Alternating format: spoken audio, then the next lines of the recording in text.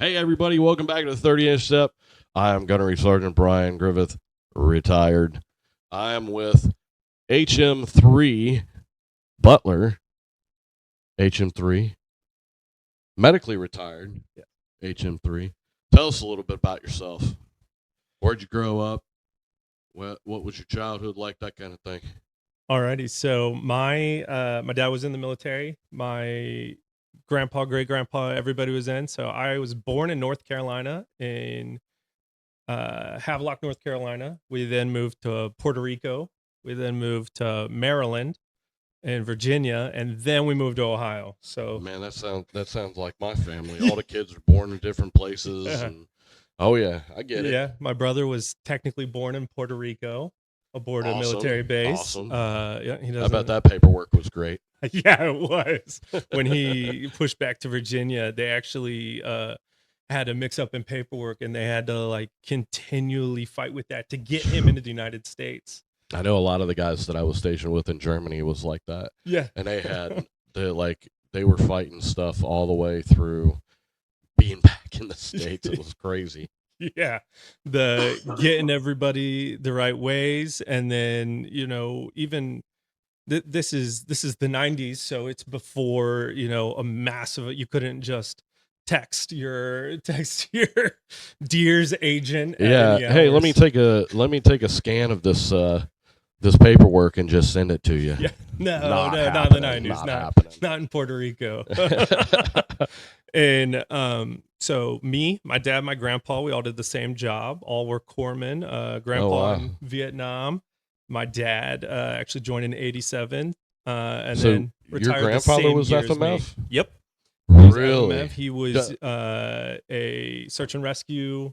He was an FMF corpsman, did search and rescue ops in Vietnam via helo. So they did TAC evacs. That's incredible. Yeah, and then is he still alive? He is not. He ended up while I was in the SARC pipeline. He actually passed. And wow. So Agent Orange, that kind of stuff. All of it. Oh, yeah, wow. He ended up having he was multiple pretty types rough. of cancers and pretty all rough. of it. Wow. He had a. I bet the stories were great though. Well, and so he actually didn't talk about it a lot until I joined. It's crazy when you wear the cloth.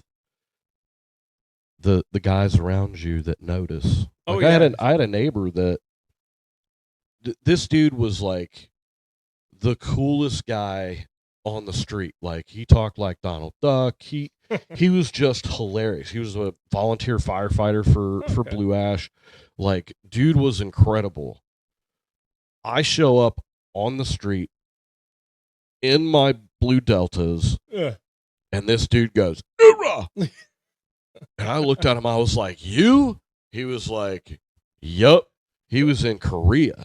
Oh yeah. And so like I was just enthralled with this guy now, right? Yeah. Like, so not only can he talk like Donald Duck, but he's a daggone jarhead too. Yeah, that's right. He goes, "He's So one of awesome. us. So one awesome. of us." So yeah, like your dad and your grandpa have like a lot of stuff to tell you probably. Yeah, once I was in, so I actually went to college first. I got done running a cross country race in high school, and guy came up afterwards. He'd been talking to my grandpa. He's like, "Sign this," and then a week later I got an acceptance letter, and then I got a scholarship, and I was like, "I'm going to college. Look at that." Hey, cool. Right on. My senior year of college, all my friends got all these internships, and I was like, I think I'm gonna try and join the military. Like, I don't know what I'm gonna do. So I may or may not have drank a lot and then went to a recruiter. That tracks. That tracks. Yeah. That tracks. And I was like, I'm gonna go into the Navy. And I took an ASVAB, and they were like, "You're going to MEPS." I was like, "When am I going to MEPS?" They're like, "Tomorrow." I'm like, "All right, cool." Like, I got class. They're like, "No, you don't. If you don't go to MEPS, we're gonna blacklist you and you'll never join the military." Uh-oh. Yeah. Yikes. So I go, and I'm like, "All right." And they're like, you can try to become an officer once you enlist. ECP. Gotcha. It's like, yeah, no. okay. Yeah, bro, just Yeah. Here, Just sign here. Just sign Yeah, right here. yeah. You're good, bro. Yeah. And so they wouldn't offer me corpsman. They're like, nope, you can't have corpsman. You can't have it. I was like, that's the only thing I want. I don't want anything else. They're like, go nuke. I was like, I don't want nuke. Go nuclear engineer. I was like, that sounds like the same thing. I'm not doing that. Needs the Navy. Yeah. Needs the Navy. And then, they're like, if you don't sign up for a rate right now, today, we're going to blacklist you. I was like, that's what the recruiter said. Like, y'all are real serious about this. So I was like, okay. Marine Corps would have took you. What about spec ops? Like, what about, a Navy SEAL contract? And they're like, well, you have to try out for that. I was like, dude, I'm a collegiate cross country track runner. I could totally get a contract. I'll go to Buds. Yeah. And so that's what happened. I was just super hungover and I signed up for that. And wow, really? Yeah. Like I said, dude, my dad, my grandpa, everybody's been all these old school military, old school corpsmen. And so very first we go to these things called dive motivation, and you go there and they, you have to try out to get a Navy SEAL contract. Sure. And I'm telling you, one of the very first days, that's a definite sink or swim. Oh yeah. Well, this guy, we're doing push-ups and this guy's wearing a big old cutoff like Superman shirt, and this salty old lieutenant commander, Navy SEAL, was in Vietnam, UDTs and a Bowie knife getting people, right? Sees this guy struggling and he runs up and he kicks him in the stomach and he's like, "Pussy, you can't, you're supposed to be wearing a Superman shirt. You can't work out." Like, and I was like, I love this. Like, this is crazy. Like, this guy's saying all the stuff my grandpa says. He's saying all the stuff my dad says. I was like, I like it. I can get into this. Yeah. I'm like, he put us in the pool. People couldn't swim. He put a weight on top of them so they sank more. And I was like, this guy's constantly trying to kill us. This is awesome. And I was like, I fell in love with that aspect of the military before I was even in, and loved that part of the military. It turned into this massive, I'm still trying to complete my degree, but there's this guy 3 times a day trying to kill me in Dayton, Ohio. Awesome. And I loved every second of it. I thought it was the coolest thing ever. So okay, so you signed a Buds contract. How did you become a corpsman? Yeah, so I did Buds prep. We were doing an exit. We were doing an exit PT, and I never failed a physical thing while I was there. It was the weirdest thing in the world. I was 1 push-up off, and boom, knee hit the deck, and I get pulled into all these meetings, all these things. I'm definitely not a quiet personality, so all my instructors knew me. So I get pulled in front of this cadre, and Master Chief had me write down the scores. And I know I sound like a jackass when I say this, but he was like, what's the minimum for this? And I was like, Master Chief, I don't even know. I've never gotten that bad of a score. Like, I don't know what the minimum is. I've always just been way above it. Like, I sound like a dick, but I don't know. You're gonna have to tell me.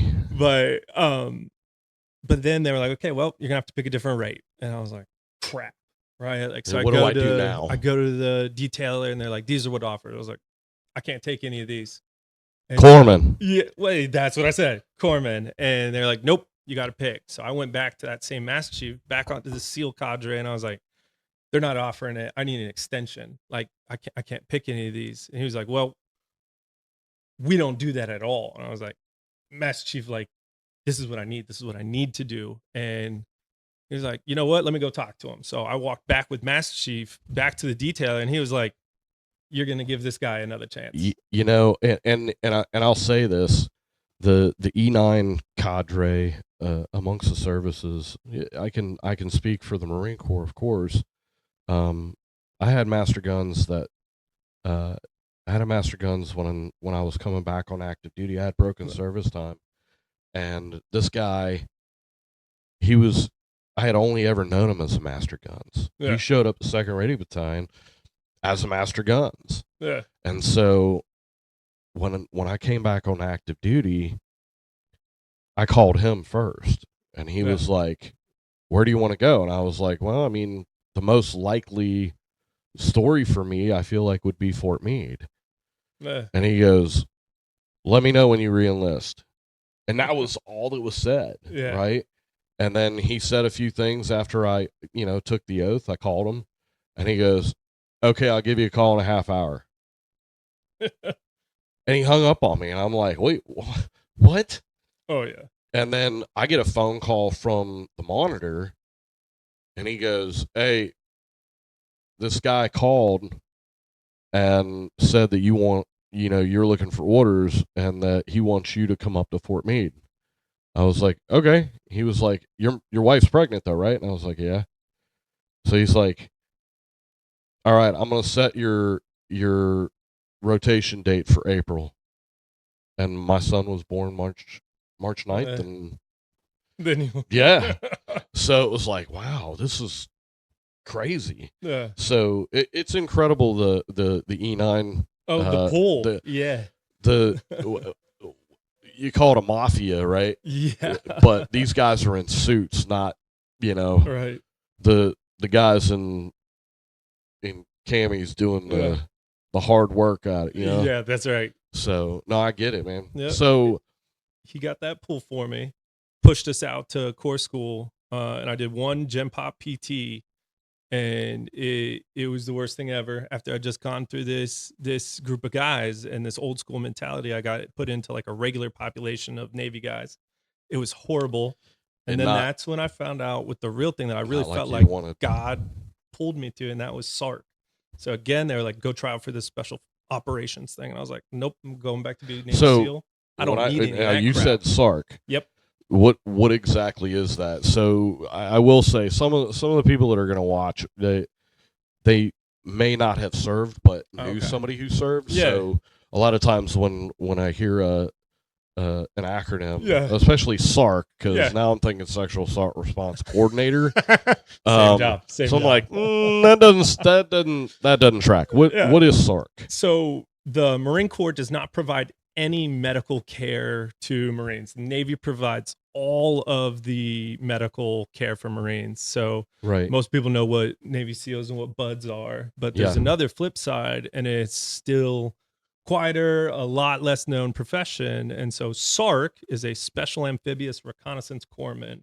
And what that is it is medical for MARSOC, for the Marine Corps Raider Battalion. It's medical for recon. So it's a special operation. So it's like a step up from FMF. Yep.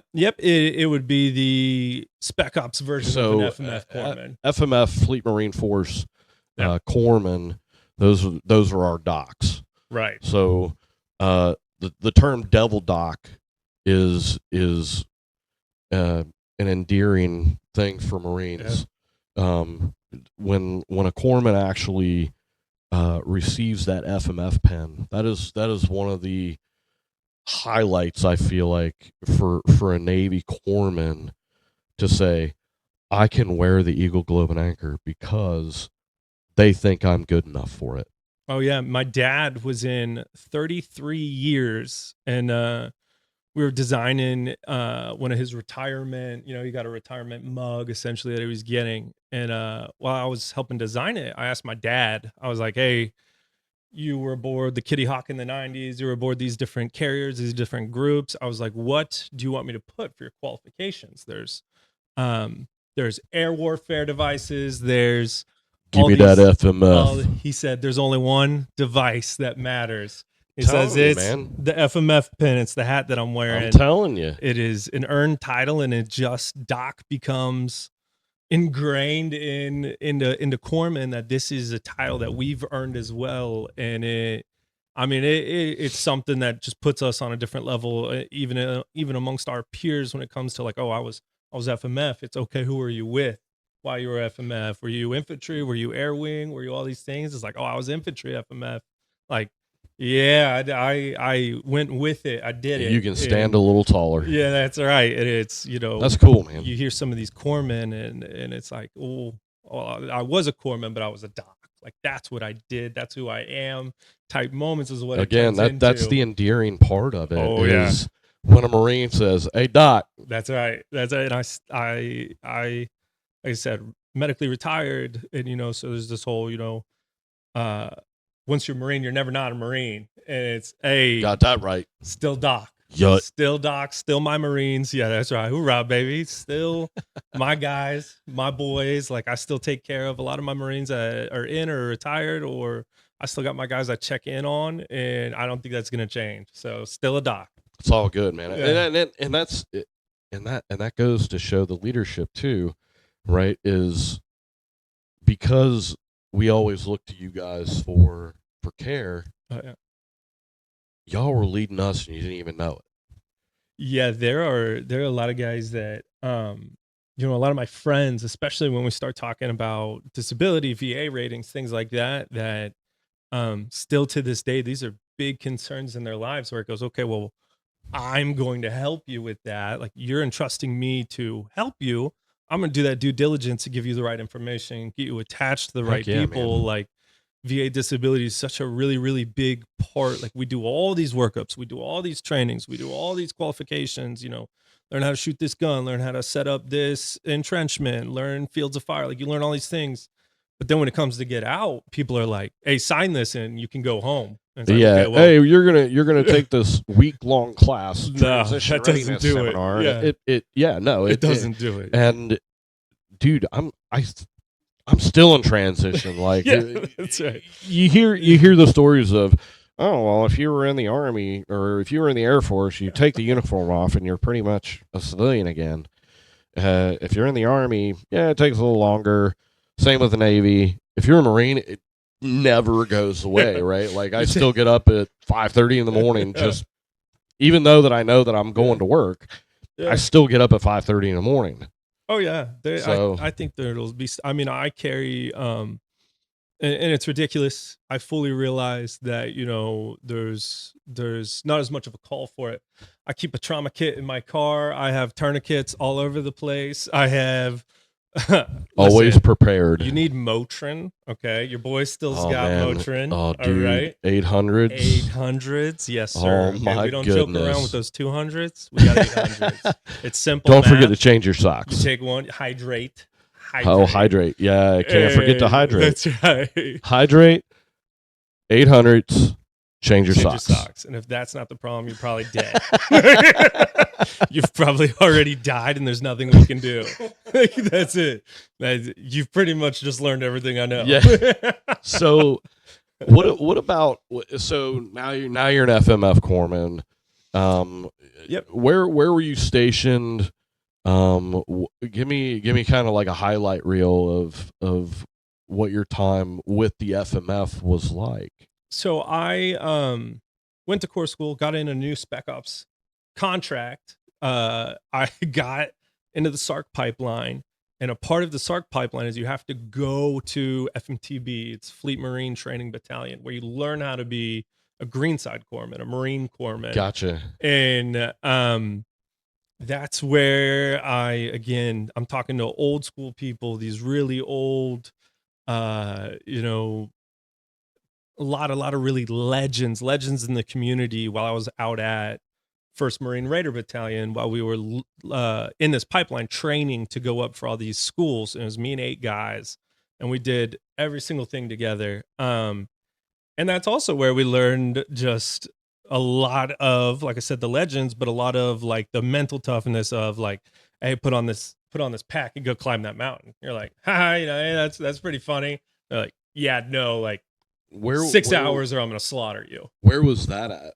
That's at Camp Pendleton in Cali. Oh, so you guys were like doing the Alpha Shelf and Yep. doing the crazy. Were you out in yeah. 52 area? So honestly, and this is the worst part, I can't remember specifically. There's Del Mar, which is where okay, so you were like FMTB is. South Pendleton. All the way up north is the San Clemente exit. Yep. Way up north. That's Basilon Road. Halfway in between Del Mar at the very bottom. You got and San Polgas. Clemente all the way up at the top is a little entrance. That's take you Polgas. to light armored reconnaissance. Yep. And 11th Marines is right out there too. And 1st Recon and 1st MRB are both right there. And it is a blep on the map, and you wouldn't even know it's there unless you needed to know. You've and got you wouldn't. access right there to the Alpha Shelf. And it's so for everybody watching, you're talking Alpha Shelf of Camp Pendleton. It is huge. It's unforgiving, and especially when you're having to do like pack runs and these long runs, it is crazy. All desert, mountains, impact ranges. I mean, I remember specifically there's this huge mountain up behind the compound, and there was a tradition where you'd go and you'd pick up a rock. and it'd have to be the biggest rock you could carry because you'd paint it, right? And so the 8 of us were like, we're gonna get the biggest rock that ever existed. Like, we're gonna pick a massive rock, and this rock was like 170 pounds. It was huge, and we broke multiple sacks, like carrying it off the mountain. We painted it all up, like SARC and all of our names on it, and we went to carry it back up. And there's a big pull-up bar on top of the mountain. So you're talking about feeling like you're in the military.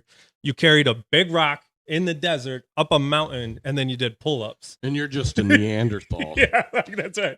We're learning about the Marine Corps. We're chucking rocks off mountains. Like, it's right next to us was an impact zone for helos. And so you'd be sitting there doing these ruck runs up these mountains, and then the hill next to you would catch on fire. And you're like, I wonder what the chassis of a plane's doing there. And then boom, and it all catches on fire. You're like, oh shoot, it's what they're aiming at. So they did a controlled burn when I was out there. Oh yeah. And I never once got stationed at Camp Pendleton. In the 20-year career I had, not one time did I get stationed there. But I did have to go there for Staff Academy, in the 52 area. Well, they were doing a controlled burn the first couple of weeks we were there. And so one of our first runs that we went on was like a 4.5 mile run. And I get back, and I'm one of the first guys from my platoon to get back into the platoon office. Yeah. And I'm sitting there, and I'm like, what is that smell? It smells like ham. And one of the other dudes that had just gotten back was like, dude, that's you. Legit, that's you. You smell like ham. Little sizzle I meat. smell like ham. The next person that comes in is going to smell like ham. Yeah. It was crazy. We always used to joke, it doesn't matter how hard you think you are, how tough you think you are. Can you imagine being a squirrel at Camp Pendleton? Like, you're just chilling with all your buddies, and all of a sudden, like, boom, Jerry just gets blown up. Like, you were just looking for some nuts and stuff, and all of a sudden, no, Jerry! Boom! You're like, holy! Like, you live in an impact zone that catches on fire, and Marines are launching stuff at you 24/7. Like, those are the real hardest people in the military. Gosh, Doc, don't kill me. Jerry, he's gone. There's nothing we can do about Jerry. We don't cry over it. You can have some of his nuts. So from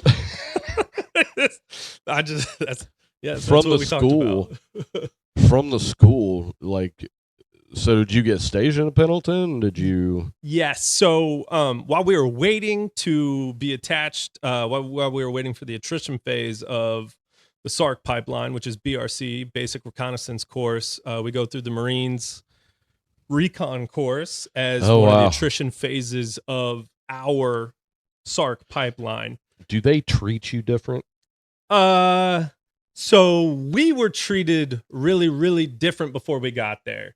And so, like I said, we're dealing with all these legends in the community. And one of the Master Chiefs, his thing was, if your entire job is to save Spec Ops Marines, you need to be better. You need to be better. You need to be a step above that. And so there's a part of the Recon Creed, and it's the third part: conquering all obstacles, both large and small. I shall never quit. To quit, to fail, to something is like to be a reconnaissance marine is to surpass, fail, to overcome, to adapt, do anything it takes to complete the reconnaissance mission. Right?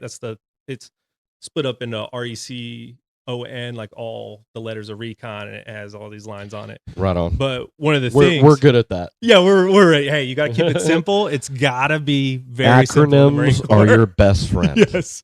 But his thing was always, like I said, you're not going to go to this pipeline and be weak. And so honestly, by the time we were actually in BRC,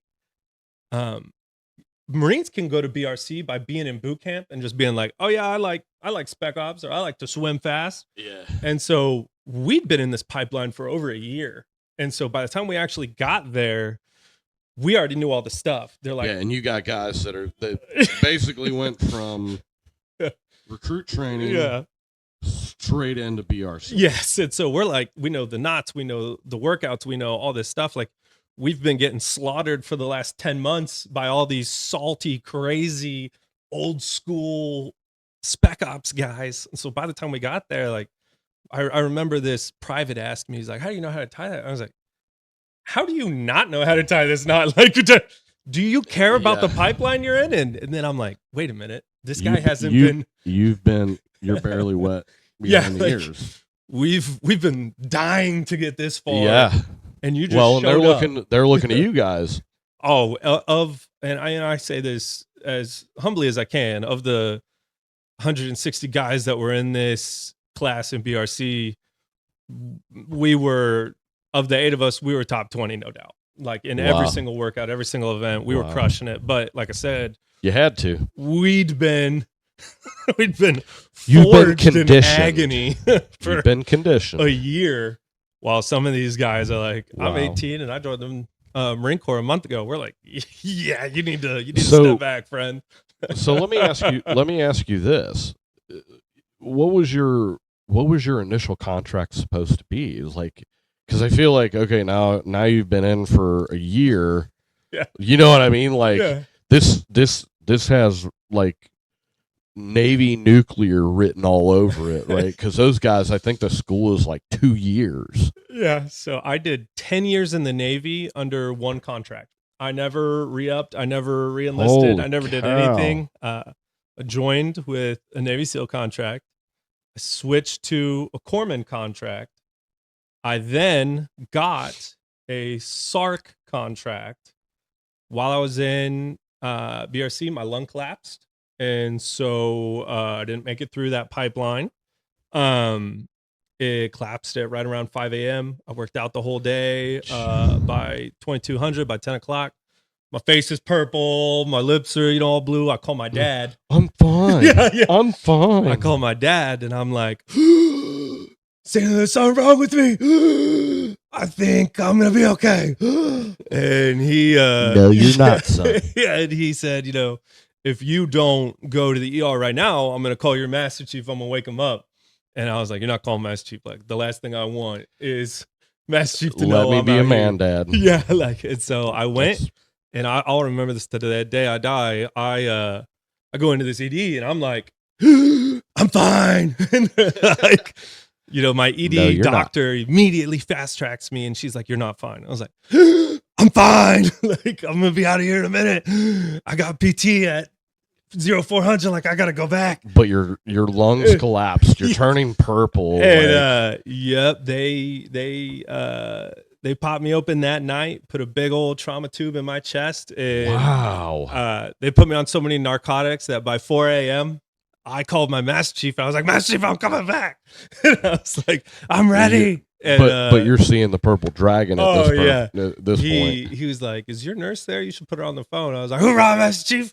So I put my nurse on, and he was like, you have him on way too strong a dose. He's gonna get up out of that bed. And then, sure as all goodness, I did. I tried to get up out of the bed. I started ripping stuff out of my arms, and they were like, beep, you need to go to sleep. Like, you need to stop that right now. And that was the we first. Need something stronger over here. Yes. That was the first stent. Real go-getter. Yeah. Well, I like to think I was tough. I like to think I could take pain. So I kept ripping stuff out of my arms. I kept ripping the staples out of my chest. It was bad. It was really bad. But it got worse. I really, really didn't want to not continue in this pipeline. Like, I devoted so much of my life into this that I couldn't see myself not in it. And so when your lung collapses, there's a 7% chance that it'll collapse again without a surgery. It's called a pleural sedesis. What they do is they take out the weak part of your lung. It's called a bleb, where it popped. They cut that out and they glue your lung to your chest cavity, to your rib cage, essentially your chest wall. So I got that surgery, and for about a month and a half, I'm on con leave in the BRC barracks. Right, I'm up in Camp Horno. 1st Marine Division's up there, 1-1's up there. Yeah. Recon's up there. And the pipeline stage is up there. And so I'm on con leave. You're watching all these guys. All my friends, my family, my brothers that I've just struggled with, they're all moving on. And so I'm in a bad mental space, I'll be honest. And I I was on a lot of drugs. I had 3 holes in my chest still. Like I said, I ripped that stuff out, so they were bleeding, and I let it all go. My beard, my hair. I was wearing shower shoes, a cut off because I couldn't have any fabric touching it, and silkies. And there My was a. gosh. I'll remember this. This was bad. I was not a good person at the time, but I remember the MCX is about half a mile away, quarter mile away from the BRC barracks. Yep. And so I look like a POW. I haven't shaved in a month. I'm on drugs. Like I'm like, I'm gonna go get a burrito and an energy drink from the MCX. And if Roberto's? Huh? Was it Roberto's? The burrito truck? Yeah. Yes. Yes, Dude, it was. those are killer Those burritos. are so good. Yes, they are. And Oh, two man. things happened in one day, and I'll never forget it because, like I said, I looked horrible. I just wanted someone to say something to me, right? So I'm in the line for the burrito truck, and all of a sudden, I just hear this guy. I was like, he's not talking to me. I mean, I look horrible. But I was like, he's not talking to me. Hey, guy. I was like, oh my goodness. Like, I turn around, it's this little PFC something, I don't know. And he was like, when I was in Paris Island, I was told you couldn't wear shower shoes. And I was like, who the fuck do you think you're talking to? Like, I'm a doc. I'm not in the Marine Corps. Like, who the fuck owns you? Like, get out of my face. Like, Yeah, oh yeah, man. and eventually, I'm just screaming at this guy in a burrito truck line. And this corporal comes up. He's like, whoa, doc, whoa, whoa. Like, he doesn't know. I was like, get him out of my face. Like, he doesn't know who he's talking to. And he's like, doc, whoa, whoa. And then, like, I give my burrito. I'm like clutching this thing. Now I'm out of breath and I'm all drugged up. And then I get in line. Don't bleed on yourself. Yes, yeah, right. Like, I'm messed up. And I know I'm in the wrong, but that guy got it. And then while I'm in line, I start looking around. I'm like, oh, crap. Like, there's a gunny. There's a first sergeant. There's a sergeant major. I was like, oh, no. It's senior enlisted. Like, it's some senior enlisted graduation Someone's time. going to tell Master Chief. I was like, I'm in trouble. I'm done. I'm going to get my energy drink anyway. Like, I've come this far. And then while I'm in line, a gentleman just goes, hey, brother. I turn around and it's a sergeant major. And I was like, hey. He was like, you got a chit or anything? I was like, I got a chit, sergeant major. And so I pull out my chit, my con leave status, everything. I'm all messed up. And he's like, you know you're wrong, right? I was like, hoorah, sergeant major. Like, I'm aware. I just want this energy drink and eat my burrito and go. He was like, all right, we're going to let this go one time. I better not see you like this again. That sergeant major was totally cool to you. Oh, he You know why? Because it said he knew you were a corpsman. He probably heard me screaming outside at a guy. Yeah. I was in a bad mental place, but he helped me there. Man. But then I get attached to Naval Hospital Camp Pendleton. Then I get attached to 1-1 after that. And then I get a transfer of orders out to Quantico, Virginia. So I did coverage.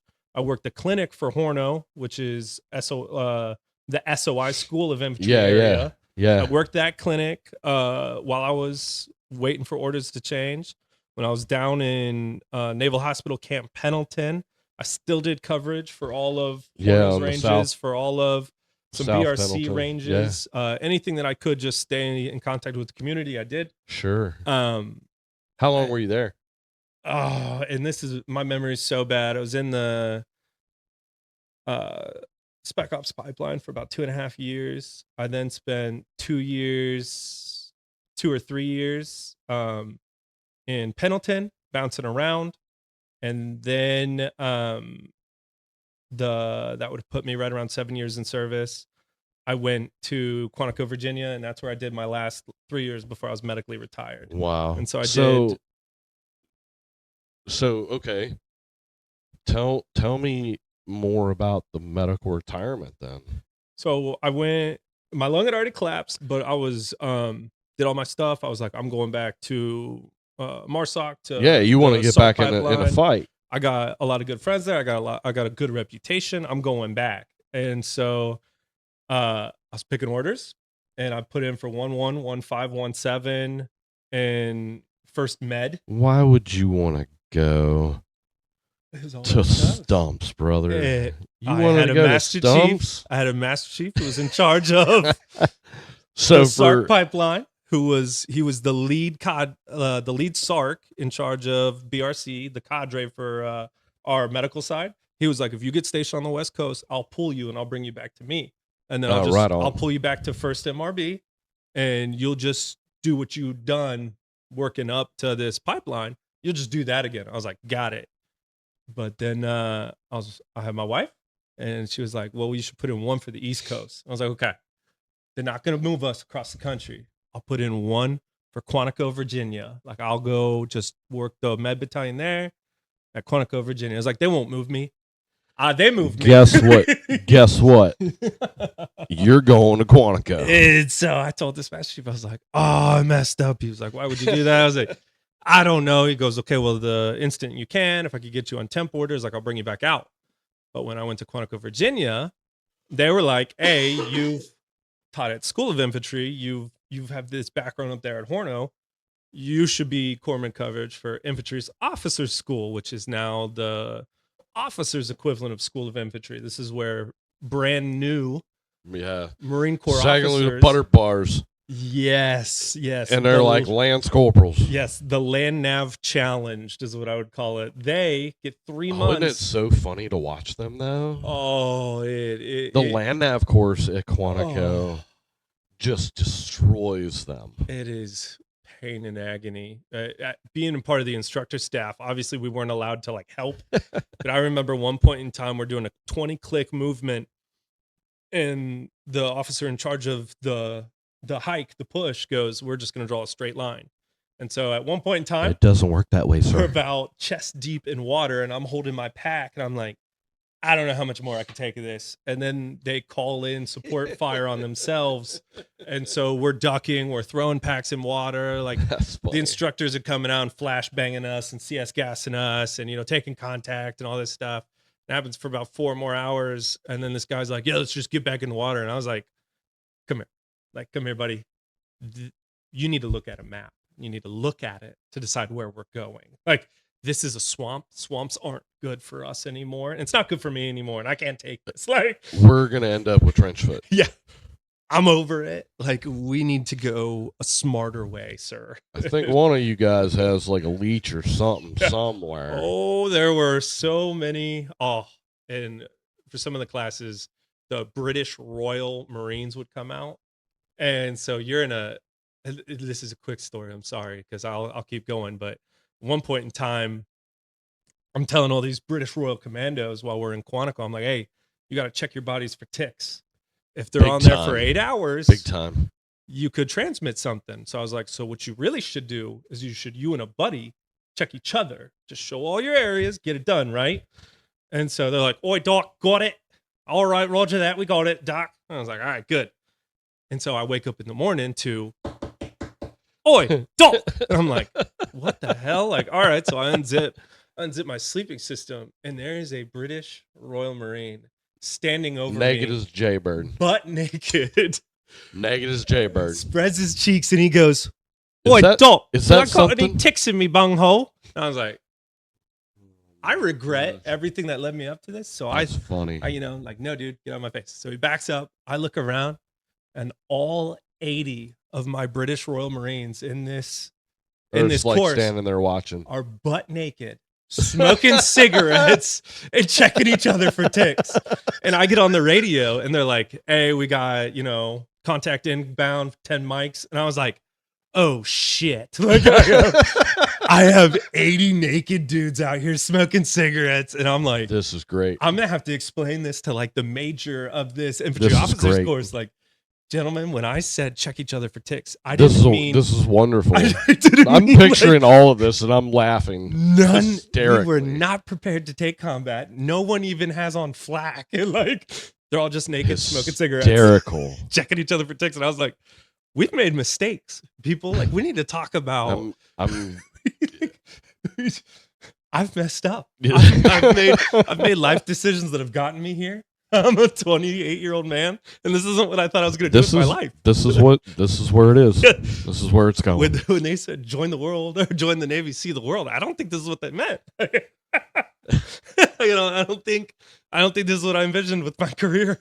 So you're serving in this role, and Yes. and you're not fully medically ready, So, or are you? I'm deemed fit for full duty. To be an FMF corpsman, you don't need to be able to dive. So I had to get all these Yeah, waivers. especially with the lung. Yeah. So I'm trying to get Dive these school waivers is out. to go back to the SARC pipeline to work with MARSOC, first MRB again, and it's impossible. I went to 14 different pulmonologists on the East Coast trying to get a waiver, because right now you standing around, you have like a 0.000% 001, so 3 zeros and a 1% chance of your lung collapsing. Me, now that I've had that surgery, I have a 0.1% chance, so I'm 100 times more likely to have my lung collapse. Yeah. So all these doctors are like, no, dude, if your lung collapse on compressed air, especially it'll blow up in your chest cavity and kill you. Well, and again, I think for the people out there to know, for those doctors to say no, they're actually trying to save you in a way, right? Like, right. And I hate to say it that way, but it's one of those things where if we let this guy do this, even with the waiver, we've got to medically take care of him for the rest of his life, and there's no guarantee that he goes out on a mission and gets schwacked because he had to dive, right. Well, so I called my master chief, someone that is part of that cadre out at first MRB, and I was like, hey, all these pulmonologists are saying no, like maybe they're onto something. He's like, nah, they're just a bunch of pussies. Keep trying. I was like, okay, I got it. But thanks, Master Chief. Yeah, Master Chief, got it. Like, push on, got it. Invigorated, I'm ready. But while I'm working with Infantry Officers Course, bad things, accidents started happening. First time I ever had a massive TBI in my entire life. Infantry officer, he's shooting a target with a rocket, about 400 meters away. It's a solid quarter mile up on a mountain. Like, it is far away, right? Like, so one of the things you do is me, the combat engineer, and this officer, you check your lateral limits, check left, check right, check behind you, check in front of you, you're cleared hot, right? Then you can, boom, shoot your rocket to go.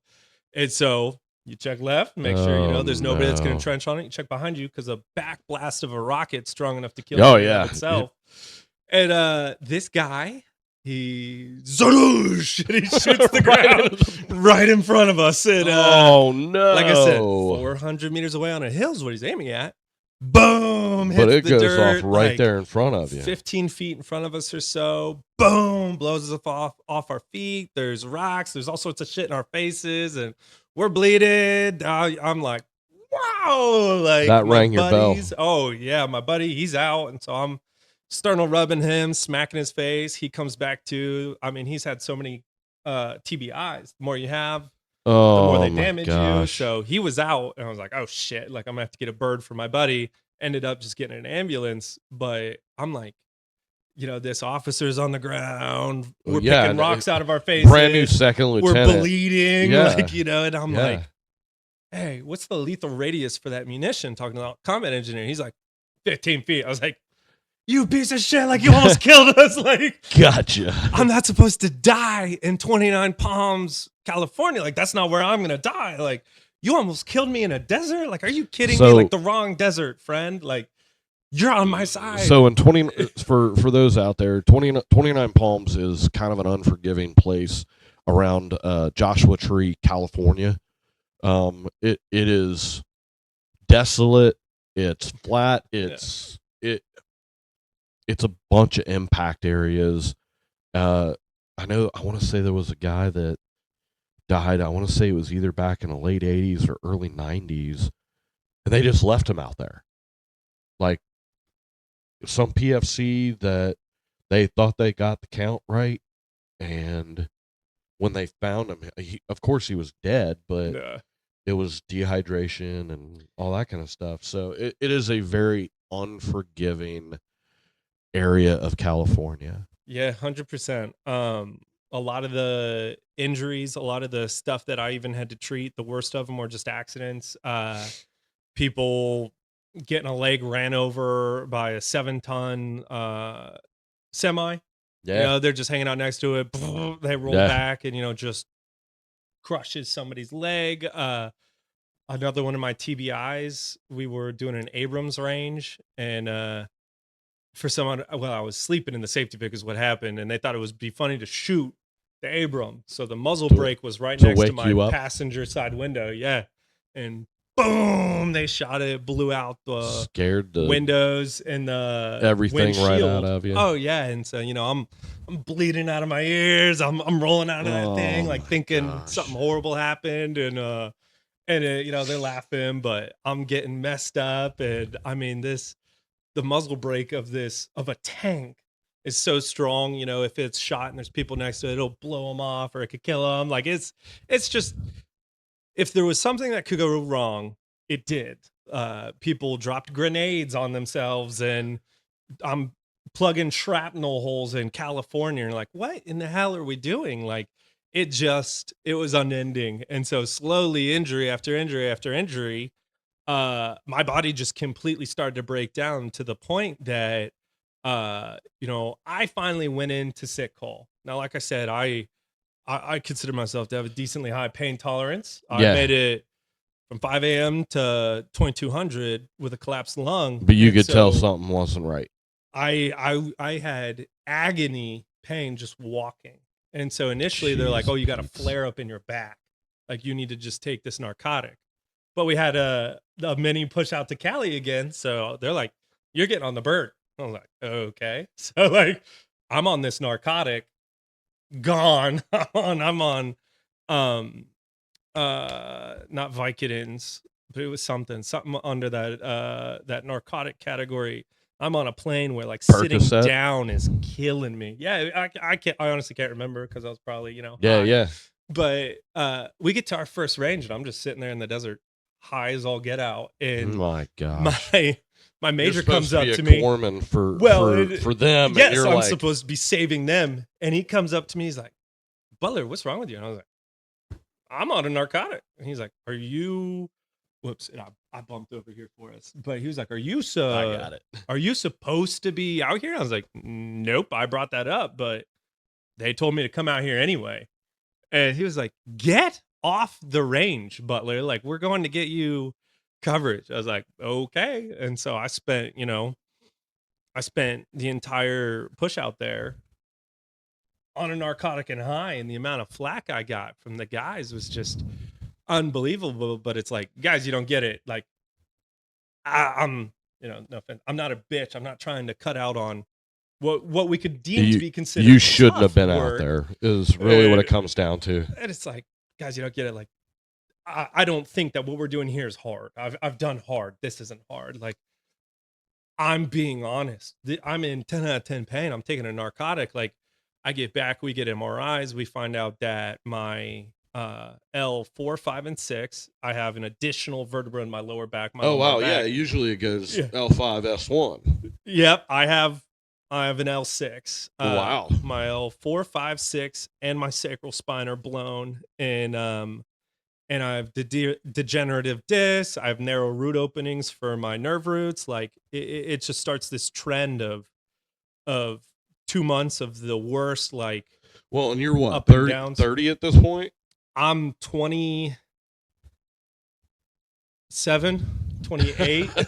And you have a spine of like a 65-year-old. Yes, I have a blown out That spine. is incredible. And I'm going from just bad to worse as far as care, and Infantry Officers Course is still trying to fit me in. Like, hey, you're just injured, you're on light duty, but you can still work. And I was like, no, I can't, because these guys are out here shooting themselves, and I'm having to drag them. Like, I can't wear flak and Kevlar. It causes me so much pain.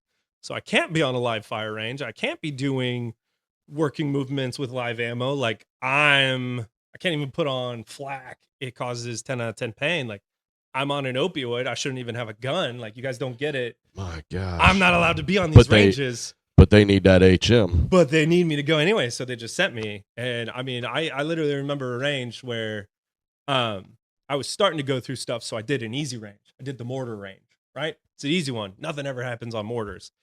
And I'm sleeping because I'm on meds. And this guy comes up, knock, knock, knock, knock, knock. And I'm like, who the hell is knocking on my window? I look out there, and this guy's like, Doc. And I'm like, whoa, dude, no. like, you don't have a hand. What happened to your hand? And he's like, well, he's like, I went to drop it. And I was like, and you left your hand there? Like, sir. And so I was like, dude, what the hell? Like, dude doesn't have a hand. And you're like, all right. Like, it blew his hand off. Dude, he ripped his hand off with a mortar. Yeah, I don't know what I was thinking. I was like, we need to go find his hand. But I mean, a mortar took his hand off. So it's in a billion pieces somewhere, not here. Yeah, that's gone. But yeah, that was where we were in life. Like people, okay. Hold on. That's the type of stuff that happens. Time out. Okay.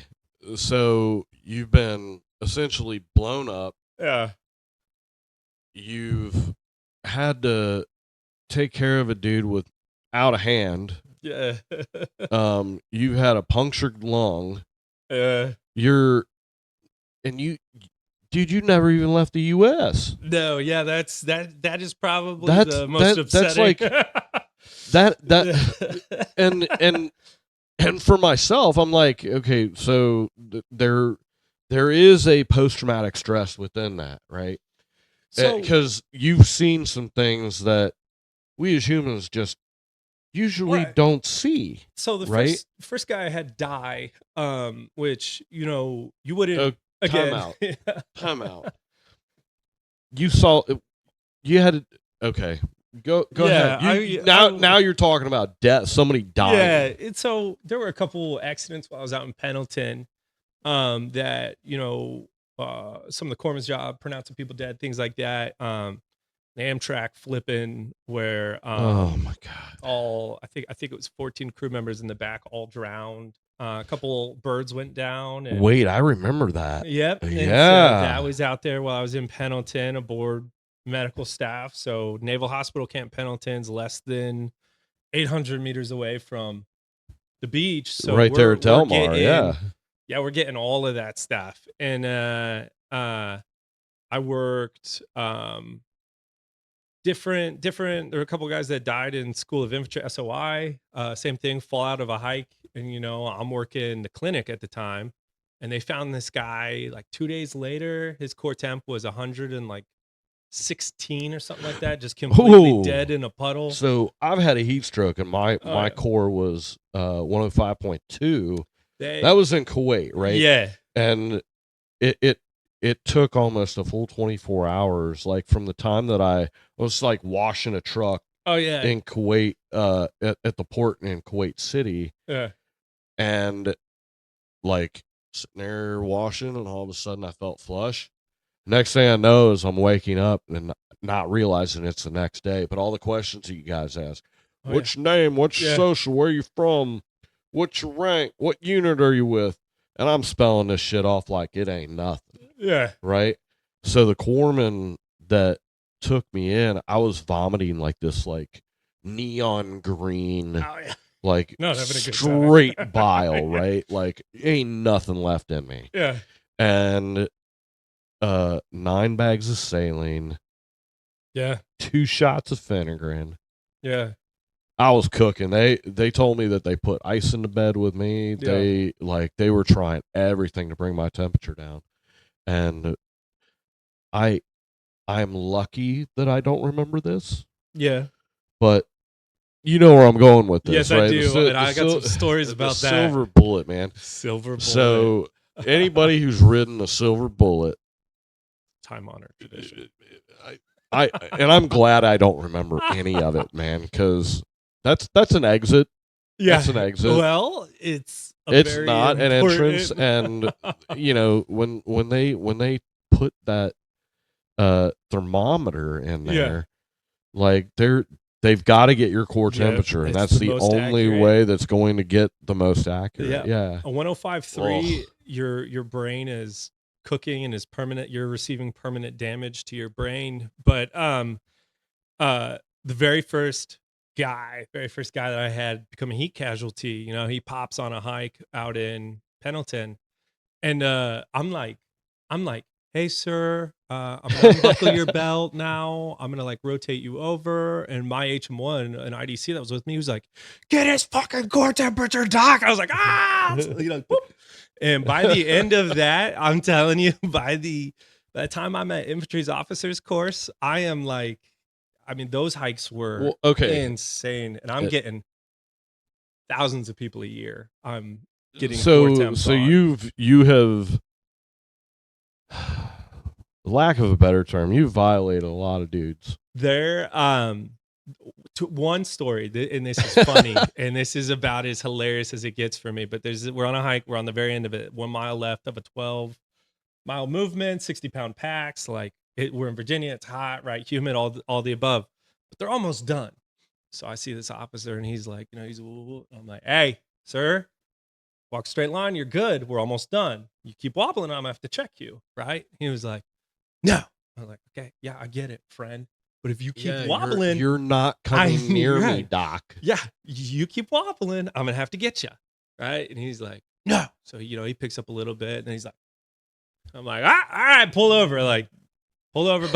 He takes off his ruck, screams no, and starts running through the woods. I'm like, what the hell? Where are you going? Yeah, so like I chase him, and I'm like, hey, stop it, sir. Hey, Gunny, what is like, this dude doing? Yeah, he's like, no.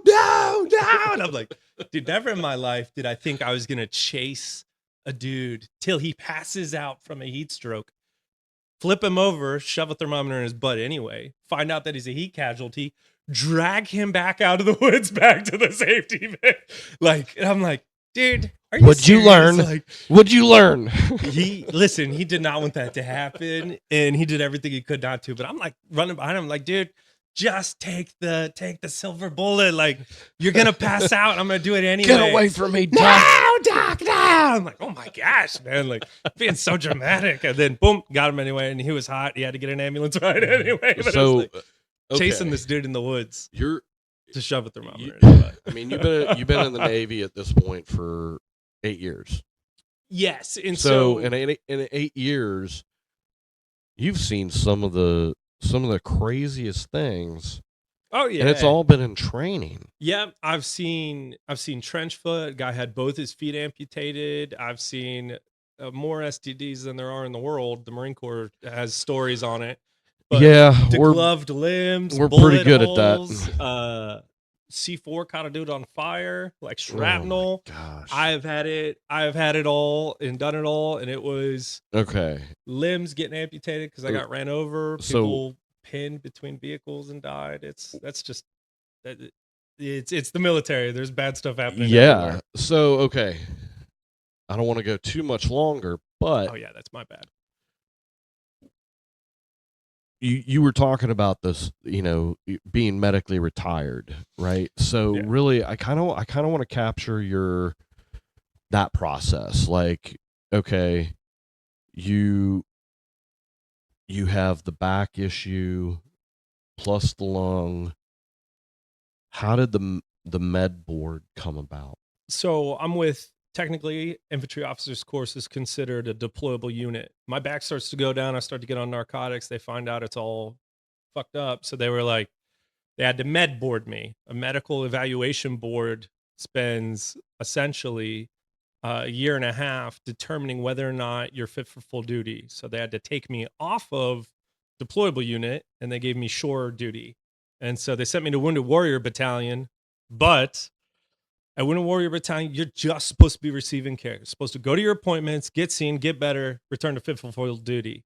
But I was a corpsman, so they actually sent me to Naval Hospital Camp Quantico, Naval Hospital Camp Quantico in Virginia.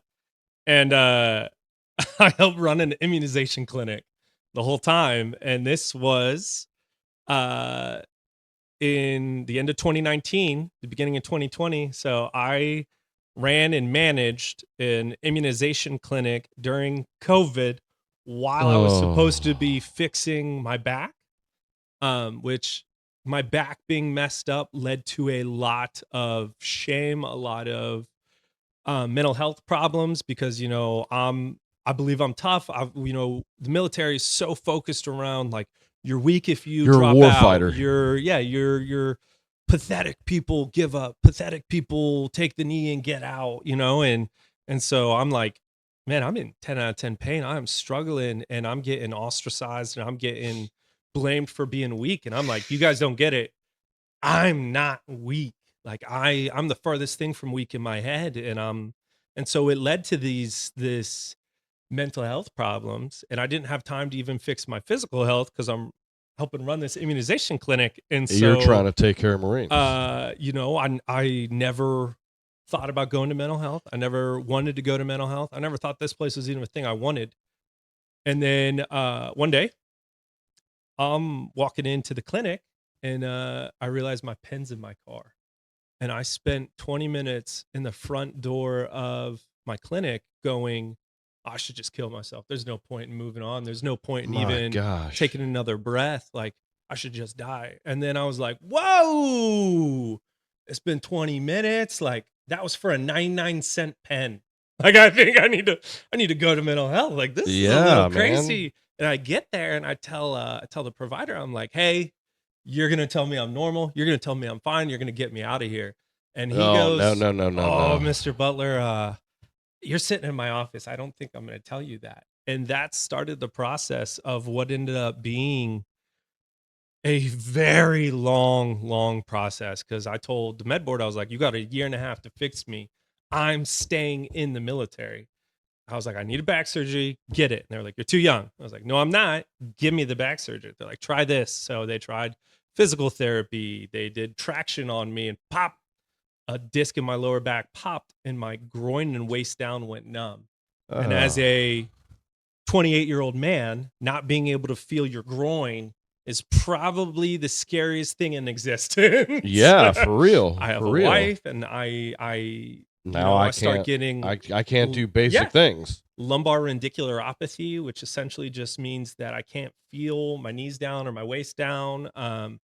I lose feeling every hour in my groin. I get all these neurological symptoms. Feels like my left leg's on fire. It feels like my groin's covered in ice or water. And like it feels like my left leg's heavy, like it weighs 100 pounds more than my right leg, or that my leg's light, or, I did all these neurological tests, all these transmission tests. I did hundreds of appointments and I kept telling them like, I need surgery or they're going to kick me out. And then I'd put in waivers to stay in longer. And then the mental health stuff started happening. And understanding those processes, because you are a corpsman, like how frustrating that must have been. It still is insanely a bad moment of my life. I mean, I count that as the worst moments of my life. And my wife had to go through that with me, had to go through these struggles. We had our daughter in April of 2020 while I am being medically processed and retired out of the Navy. Well, and you must have been asking, like, in one of the questions that I wrote down, right? Where is God in all of this? Like, I had this. Why have you forsaken me? Right? Yeah, like, I felt like I was destined to be a SARC. I was incredible at it. I dedicated every single moment of my life to it. I conquered it. I felt like I was given the ability that I was given by God to be able to do something. I wanted to be out there. I heard all these stories from legendary people in Iraq and Ramadi and Fallujah. I talked to the guys who did it from a spec ops operator standpoint. I met them. I met the men who served with Chris Kyle. I met the men who, one of the, at the time, most decorated living corpsmen in service, Master Chief, I think it was Master Chief Pell, or Dell, I'm sorry. Both those are Master Chief. Both those were legendary in the SARC community. And I apologize. My head's a little messed up over the years. I blame getting blown up. But I that's hear okay. all You're these, allowed to. Yeah, I hear these war stories from these guys, and I'm like, I'm gonna be that. Like, I want to be out there bringing people back. Like my dad, I knew what it was like to have a father who didn't come home. So my dad did 5 deployments back to back to Germany. He went to Afghanistan first, and then he went to Germany, and he stayed and he stayed and he stayed. And so I got this drive growing up where I was like, I know what it's like to be the kid on the receiving end of a deployment, and I'm gonna bring dads home.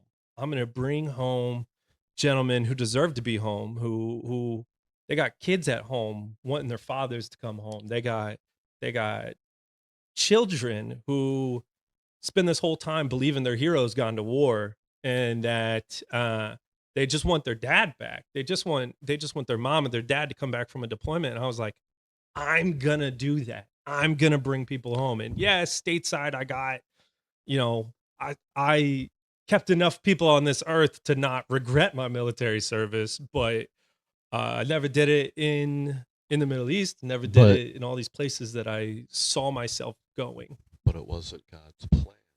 And And so, and knowing knowing what you know now, right? And being a man of God, yeah. right? And understanding Jeremiah 29:11, it's God's plan, right? So how do you bridge that gap?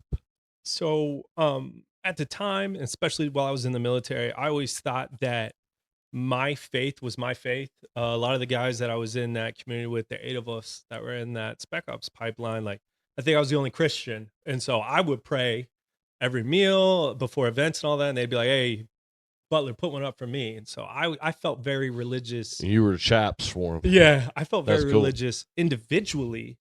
I always felt like my walk with Christ was mine. It was nobody else's. I didn't need to evangelize. I didn't need to pull my wife to Christ, my kids to Christ, anybody. Like, my walk was my walk. And so once I started going through this mental health stuff, it really, really started cracking a lot of things for me, such as, I'm trying to rationalize God's goodness. I'm trying to rationalize the pain I'm going through and the fact that the physical state I was in, 28 with a wheelchair, when I used to run a sub 4 minute mile. Like, I was a collegiate cross country track runner. I was doing these PFTs, these physical fitness tests, where I could run or I could swim 1,000 meters in under 17 minutes. I could do over 90 push-ups, 90 pull-ups, 20 pull-up or 90 push-ups, 90 sit-ups, 20 pull-ups, and then I could run uh, you know, 3 miles in under 17 minutes. And it's like, I went from that. I went from part of the, the point Now zero you're in a zero wheelchair. zero zero 1% of the world's population of a physical athlete to A a wheelchair. 28-year-old crippled guy who couldn't feel his penis. And so I'm struggling with the fact that I want to kill myself because I didn't want to accept what I was now. I found it so disgusting Wow. and pathetic that That's a dark place. my daughter was born and she was too heavy for me to pick up. I'm a 28-year-old man who can't pick up my 9-pound daughter because it would cause me pain. I'm having to have my wife carry my daughter upstairs because if I slip and fall, I'm afraid I'll hurt her. And so I'm struggling with God's purpose and God's goodness and everything he does because I feel like I'm in an ugly part of all of it. I Yeah. feel like I'm in an affront to the very nature that God gave me before that all got taken away. And I struggled with that for a long time. I started dipping into alcohol. I started taking 6 different pain meds to get me through the day. Once I was actually retired, I took Delta 8 and Delta 10 or Delta 9 gummies to help me sleep, to take off the anxiety, the PTSD, the depression. But I'm stacking that with alcohol. I'm stacking it with antidepressants. I'm stacking it with Ooh, pain meds in that's a a petri massive dish amount. just waiting to explode. Oh, I was on a lot of stuff, and I was in a very, very, very dark section of my life. And then one day, I'm retired. I'm out here. I don't know what I'm gonna do. We moved back in with my wife's parents. Living in my wife's parents' house. Yeah. And I feel like I'm finally, after 3 years of struggling with this, 10 years I was retired. Even I tried to stay in as long as I could, and I was out for a year or so before like I'm really starting to get a hold of suicide, a hold of anxiety, a hold of depression, all these bad things. And then they were like, Butler, we're going to give you back surgery. And so I was looking everything up and I was like, whoa, if I'm on all these drugs, if I'm on all this alcohol, it'll delay my recovery. So I cold turkeyed everything. Oh, Which I bet that was rough. When we talk Oh, about that's rough. withdrawals and shaking and feeling like you're in literal mental hell, cold turkey and alcohol and THC How did you was get through rough. it? I am stubborn, to say the least, and So am I. I have wanted this back surgery, and it was my chance to get care that I needed. So it wasn't a question on whether or not I can endure hell.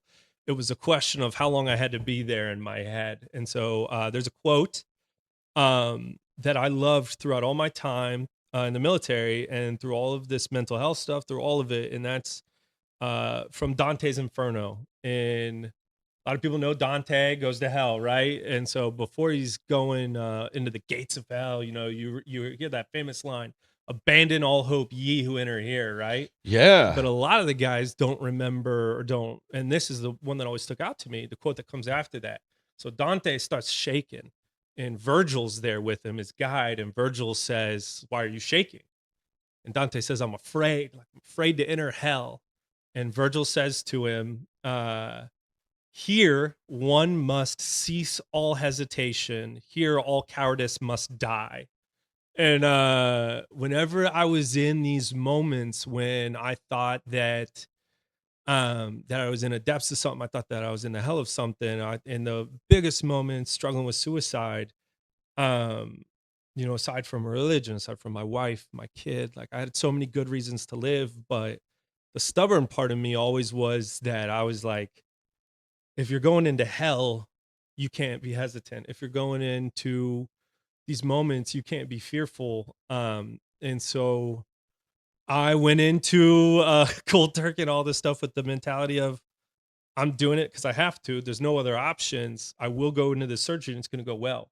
So I just dealt with it. It was bad. It was a really rough couple of weeks, but I just did it. And the withdrawals sucked. But like I said, it was for this appointment and it was life changing. I've been in a wheelchair. I've been crippled. My wife and I met on our cross country track team. So like physical fitness was a big part of it. Yeah. My daughter's third birthday. I've had this surgery now and I'm at the recovery section of it. And I go outside. I don't have my cane. And I tag my little girl and I run from her. And this was the first time in her 3 years of life that she'd ever seen me run. And she said, "Daddy, you can't run." And I start bawling my eyes out. And I'm like, "Daddy can run, baby. Yeah. Like, Daddy can run with you." That's renewed faith, brother. And that was the moment that I realized, for the first time through all this struggle, that I realized that God had already given me everything I needed.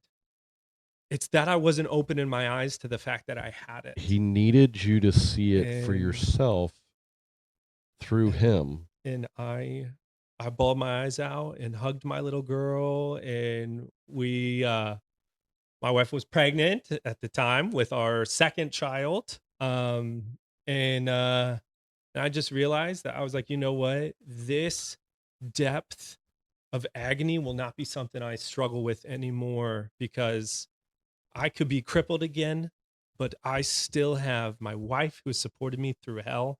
I still have my little girl who needs a daddy.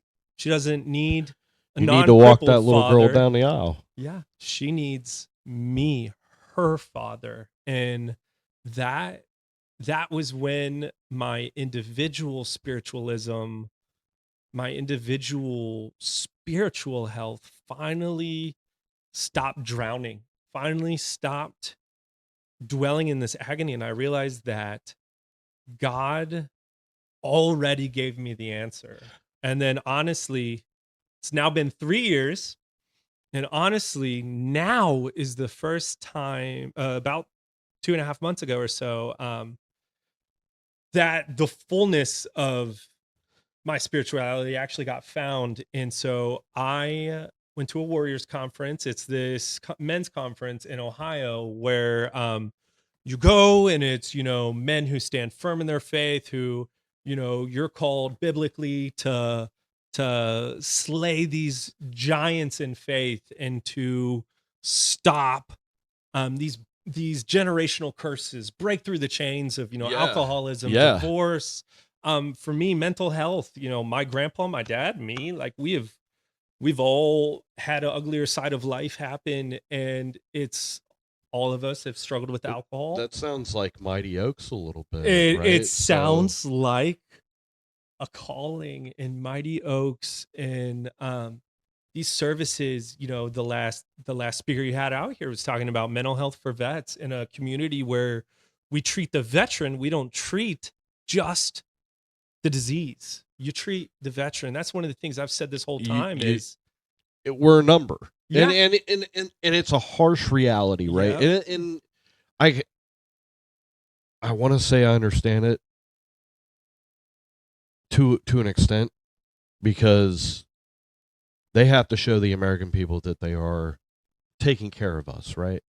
Oh yeah, And take this and med so and- like, and hey, here it are might these fix meds, everything. because they can quantify it, Yeah. right? They can show the the metrics of it, right. and say, this is what we did. But how do you put a metric to taking care of a person, right? What was it? Patch Adams, right? He's sitting before that board. I don't know if you've seen that movie, Patch Adams. Okay, so Patch Adams, Navy movies, Men of Honor, that's Master fair. and Commander. No, that's fair. But it's a Robin Williams movie, right? So like, okay, I love Robin. so Patch Adams, I think it was a true story actually. Let me know in the comments That's if right. that was a true Help story. us out. But he is sitting before this board, and he's like, I guarantee you treat a person, and you're going to be successful every single time. Right. I did it again. You see, we get, it's because we're getting passionate on it. It is so Sorry about that, y'all. harming sometimes that the first psych med I tried, I know we talked about this in the last episode, the first psych med I tried made me so numb to everything that my wife came home. Like I said, this was March, April, May, like May of 2020. By then I'd already started, this mental health process, and it made me so numb to the highs and the lows to anything that my 2-month-old baby is crying. And I was just sitting downstairs, and my wife was like, "What are you doing?" She's crying. I was like, "Yep." She's Sure like, is. "No, don't you hear our baby cry? Like, this should spark a response out of you." So And they I put me on was so Trazodone. numb. Yeah, I was so And I was numb. numb. To it. Like I Yeah. only took one pill, and my younger son like skinned his knee, and I'm like, "Oh, that sucks. Go see your mother." Yeah.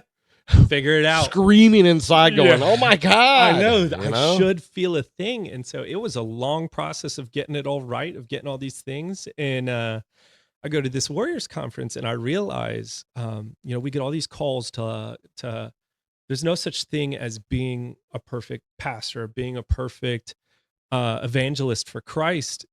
You are a broken person. The 100%. word is perfect. Christ is perfect. And so I start struggling with all this stuff. And then I realize, like, God's given me a testimony. He's given me a story where, I'll never be in a SARC again. I'll never be working with MARSOC. I'll never be Spec Ops again.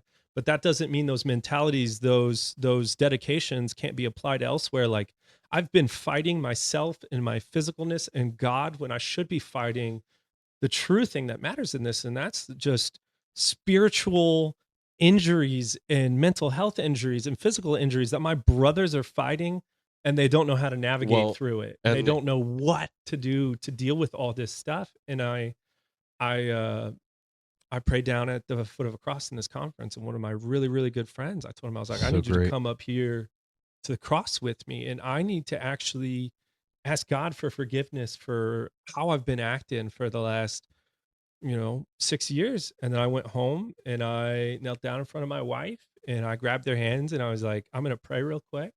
And I prayed about how I needed to be a better husband and how I hadn't led my wife spiritually.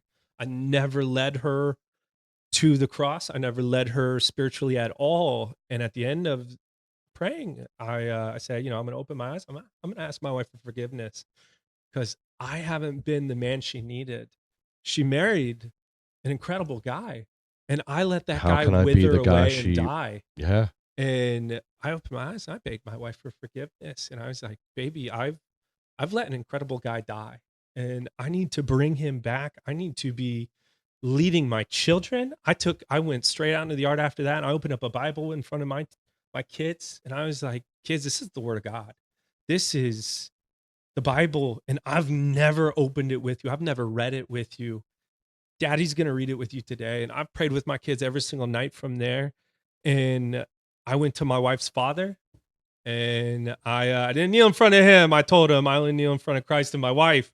But I sat next to him and I was like, Dad, I'm going to pray with you. And this isn't going to be an easy conversation, but I'm going to ask for your forgiveness too. Because again, when I asked your daughter to marry me, I was a different man. And I let that guy die. And you had a better son-in-law. And I've let that wither and corrupt and I've let this cancer in my life that needs to be ripped out. I've believed the lies of an enemy saying I'm not worthy of living, that I'm not worthy Oh, as a wow. husband or of a father. And I've believed this deceit, whereas there is truth. And the truth is that the war is already won. We know we're going to be free of pain. We know we're going to be redeemed. We know we're going to be delivered from all of these struggles. God has promised deliverance of suffering. He never promised there wouldn't be battles to get there. And So one thing we know is that we can fight. I mean, we didn't join the military thinking we weren't going to fight. We're going to fight, yeah. but we needed to identify the enemy. The enemy is not my physical health. The enemy is not my mental health. The enemy is not this spiritual pain. The enemy is the fact of letting that believe that we haven't won, Well, believing putting this on the deceit. armor of God, Yeah, right? Putting on the you armor of God. need it is insane that it took this long. And when I was getting out, I was going to start up a disc golf company where I just took vets out and I just disc golf with them. This guy talks about disc golf like it's going out of style. I love disc golf. If you're in Cincinnati and you want to play disc golf, you got to look this guy up. I play a lot. And that kind of takes us into I want to end this with Christ 9 line. So Christ 9 line kind of walk me through the setup, the name, of course. Yeah. I mean, any military guy out there knows what a 9 line is, right? That's right. So 9 line medevac is I mean, that's a staple amongst military members. So what made you like for me, right, with the 30-inch step? That's right. Right? We all can get to the basis of we learned how to march in recruit training. And so taking the step together, where did the Christ 9 line come to mind? So coming home from that, I realized that I had a testimony. I'm a doc, and I got brothers who are hurting. Give me it to it, doc. Stateside, they're hurting stateside, and they need help. And so I just started praying on it. And like I said, I was going to start up that disc golf company to help veterans, but Christ wasn't going to be involved in it. And now I realized that God, I wasn't ready to listen to God at that time. I'm listening now. And so I came back and I was praying and I was reading scripture and I was just opening myself up and I'm like, Christ, if you're wanting to move in me. And then I just realized I was like, we got people out here who are facing life-ending injuries and they need They need a CASEVAC. They need a MEDEVAC. They need a 9-line. And I was like, they need Christ's 9-line. They need somebody to pull them out. And that's the whole basis is we're going to start building the communities. We're going to start getting people who need us, brothers who need us, and we are going to bring them together, and we're going to bring them to Christ. And we got a first event starting up here August 1st. We're planning, and we're going to get a website. We already got a website up. Well, I'll definitely be putting that up in the description. That's right. And going forward over the next month, I'll make sure to call it out and make it a thing. And with the 30-inch step, we'll always be calling the 9-line out. That's right. Hey, we have so many resources in this area that vets either just don't know about, weren't taught about, and we have a unique ability to be able to help veterans go through what we went through without having to get hit in the head so many times on the way over here. I got you. Like I said, 30-inch step, Christ 9-line, like it all starts with a community, with an outreach, with a group of people going, I see you suffering and I want to help you. If that's just you coming and enjoying a stupid conversation with a salty, crippled doc who goes, let's do it, brother. Like I got some stories that will mildly be mostly inappropriate, but they're funny as hell. And love it. We can disc golf, we can fish, we can play. I'm horrible at cornhole and I'm horrible at actual golf. I'm not gonna lie. I've got cornhole boards, brother, but with actual cornerbacks. Yeah, it is all about a community, building those blocks. And even if it's teaching wives how to deal with how to help deal with husbands coming back and not knowing what to say to them, how to even reach them because it feels like they're so far away and they're drowning and there's nothing they can do to help their spouse. That's what we want to do. Absolutely. We want to get them dialed in. Let's connect families. Yeah. And this is one of the main points of this show is to hopefully build the bridges for families than to stagnate waters that we as veterans a lot of times create in ourselves. Oh yeah. So brother, I'm really happy you sat down with me tonight. Yeah, brother. I foresee a lot of good things in the future with Christ 9-line. I'll put the link in the description for everybody out there. Guys like this, right? He looked out for us for a lot of years, and for any devil dogs out there, I mean, mission accomplished, Doc. We got you. Absolutely. So I appreciate you coming down and sitting here with me and kind of chewing the fat, so to speak. Yeah. Giving a little scuttlebutt. Yeah. Hey, you like that? Oh, yeah. You like that? So for everybody out there, I appreciate you tuning in. Make sure to like, subscribe, leave a comment. Please leave comments. I want to know how we're doing. I want to hear from you. And for tonight, this is a 30-inch step. We'll see you later.